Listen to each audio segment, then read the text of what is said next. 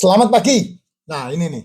Ya, Jess, saya mau membahas ya. Ini, aduh, saya kalau ditanya kayak begini tuh kadang-kadang saya nggak mau bales, tapi ya kasihan kalau dibales kok ya gimana gitu ya. Karena memang banyak yang nggak ngerti dan kemudian informasi di luar itu seringkali nggak akan diberikan secara detail. Ya, kenapa? Karena asli ya Jess, jujur ya Jess, informasi itu sangat mahal banget. Kamu kalau selidiki, kamu kalau konsultasi itu mahal banget. Nah, sementara saya belajar, saya tidak bayar, ya, saya tidak bayar, dan kemudian saya memberikannya secara obral kepada siapapun yang mau. Yang tidak mau ya sudah. Ini pertanyaannya siapa ini? Komentar dari user 5508795 ini. Masa iya Pak singkong makanannya KKN KKR? Aku CA colon disarankan makan umbi-umbian. Loh, sama Deodo KTRku. Ya, enggak masalah, kan masing-masing orang punya input ya. Tapi kalau kamu mau pelajari, Jess, ya, orang yang udah kena KKN, KKR itu karena selnya rusak. Tahu enggak sel rusak itu gara-gara apa? Sel rusak itu gara-gara selama 24 jam kamu mengasupkan lebih banyak karbo ketimbang protein. Ya, kamu mengasupkan lebih banyak gula ketimbang makanan sel. Makanan sel itu adalah asam amino, asam lemak. Nah, kalau kamu makan kebanyakan gula di dalam tubuhmu melalui mulutmu tentu ya, maka itu yang justru menjadi masalah ketika kamu sudah menjalani kehidupanmu 3 sampai 5 tahun kemudian atau 5 sampai 10 tahun kemudian. Nah, itu sebabnya kenapa orang yang udah kerja 10-20 tahun kemudian, maka uang hasil tabungannya dia, hasil kerjanya dia rata-rata habis di ranjang termahal di muka bumi. Termasuk yang ngomong ini begitu gitu. Makanya hari ini saya menikmati hasil dari pekerjaan saya setelah saya dihabiskan 5-6 tahun yang lalu. Gitu loh, ya. Orang yang kebanyakan gula di dalam tubuhnya, kalau itu di mata, maka orang itu akan mengalami yang namanya glukoma. Matanya tahu-tahu burem. Matanya tahu-tahu burem dan kemudian dia karena kebanyakan gula di dalam matanya, buta dia. Dia buta. Nah, itu orang-orang yang saya kenal rata-rata banyak yang mengalami seperti itu. Nah, orang-orang kayak begini biasanya makan nasinya tidak terkontrol. Ya, makan makan karbonya lebih banyak daripada makanan selnya dia, yaitu protein. Nah, itu tetangga-tetangga saya ada yang mengalami seperti itu. Sudah saya kasih tahu jangan berhentikan makan itu. Oh, enggak bisa, makan ya nasi. Ya sudah, silahkan, enggak masalah. Kalau enggak punya nasi ya makanannya seperti ibu ini ya, singkong, umbi-umbian gitu. Pokoknya bagaimana caranya nasi itu diganti pokoknya. Nah, itu yang membuat dia enggak bisa melepaskan itu. Kalau gula di dalam tubuhmu dia ada di darah, maka kamu akan kena yang namanya diabetes. Yang ujungnya pasti akan menghantam ke ginjal. Kan seperti itu yang terjadi seperti itu. Kalau kamu makanmu kebanyakan gula dan itu adalah di otak, maka kamu akan mengalami yang namanya Alzheimer atau pikun, ya, bisa menjadi kanker otak juga. Itu gula di otak. Kalau di anak-anak namanya autis.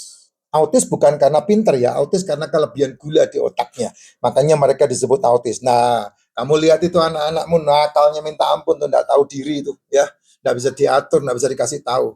Ya karena kamu memberikan makanan lebih banyak gulanya ketimbang proteinnya ke anak-anakmu. Itu yang terjadi situ. Udah makan dikasih nasi, dikasih pula minumannya manis-manisan. Dikasih pula minumannya minuman berenergi, dikasih pula jajanannya jajanan, cemilan-cemilan, cepulu-cepuluan itu. Sehingga kebanyakan gula di otak anakmu. Nah, itu akan membuat anakmu tidak bisa diatur, autis namanya. Tidak bisa dikasih tahu. Nah, itu dia. Kalau kelebihan gula yang kemudian gula itu ada di sel, nah itu yang kamu sebut-sebut KKN, KKR itu. Ya, kena KKN, KKR, MYO, MYO, ya, belakangnya M gitu. KIGS, TATA gitu. Itu yang terjadi gitu. Belum lagi sel-sel yang rusak gara-gara gara-gara kelebihan gula itu. Nah, ditanya, kalau terapinya pakai singkong, ya saya enggak mau ikutan orang mau menterapi kamu, itu kan pilihan kamu. Terserah aja mereka menterapi pakai apa aja, itu hak mereka, urusan mereka. Saya melihat di TikTok banyak itu, terapi ini, terapi itu, terapi ini, terapi itu. Kalau memang terapinya itu berhubungan dengan medis, ya, untuk apa yang kamu makan, untuk makanan yang dibatasi, untuk makanan yang diatur, nah itu boleh aja, sah-sah aja gitu. Termasuk kalau singkong itu adalah diatur, sah-sah aja, enggak masalah. Gitu. Tapi hati-hati juga, karena kamu harus melihat juga isinya apa.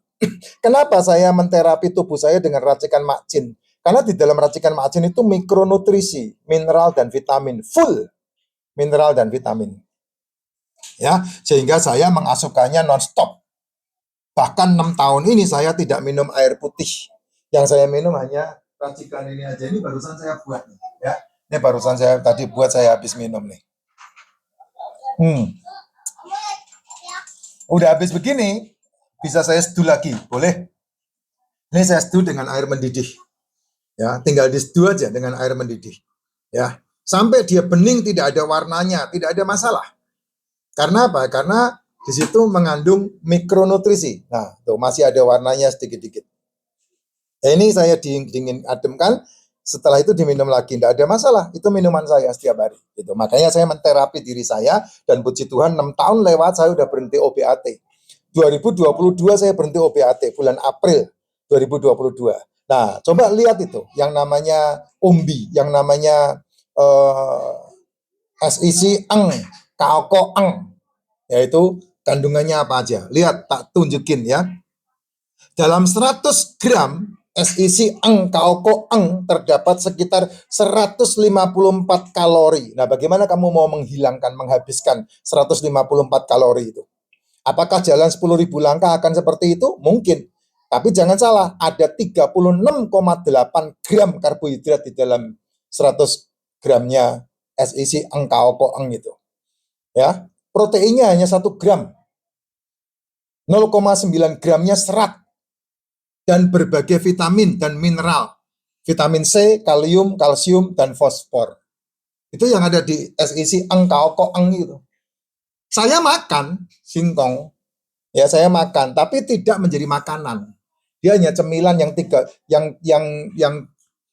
minggu sekali saya makan, 3 bulan sekali saya makan. Tidak menjadi sasaran saya untuk terapi, karena memang bukan alat terapi.